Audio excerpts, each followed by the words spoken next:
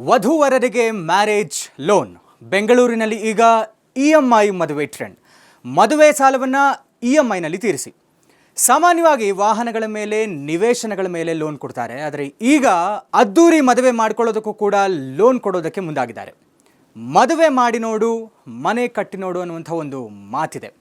ಮದುವೆ ಮಾಡೋದಕ್ಕೂ ಮನೆ ಕಟ್ಟೋದಕ್ಕೂ ಕೈ ತುಂಬ ದುಡ್ಡು ಬೇಕು. ಮದುವೆಗೆ ನೀವೆಷ್ಟೇ ಲೆಕ್ಕಾಚಾರದಲ್ಲಿದ್ದರೂ ಕೂಡ ಖರ್ಚು ಜಾಸ್ತಿ ಇರುತ್ತೆ.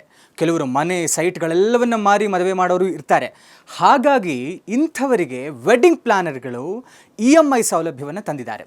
ಸ್ವತಃ ಅವರೇ ಅಥವಾ ಫಿನಾನ್ಷಿಯಲ್ ಬ್ಯಾಂಕ್ ಅಥವಾ ಕಂಪನಿಗಳಿಂದ ಸಾಲವನ್ನು ಕೊಡಿಸಲಾಗುತ್ತೆ ಎಂದು ಅಡ್ವರ್ಟೈಸ್ಮೆಂಟ್ಸ್ ಈಗಾಗಲೇ ಶುರು ಮಾಡಿದ್ದಾರೆ. ಇನ್ನು ಈ ವರ್ಷ ಬೆಂಗಳೂರಿನಲ್ಲಿ 30ರಿಂದ 50 ಸಾವಿರ ಮದುವೆಗಳು ನಡೆಯಲಿವೆ ಎಂಬ ಮಾಹಿತಿ ಇದೆ.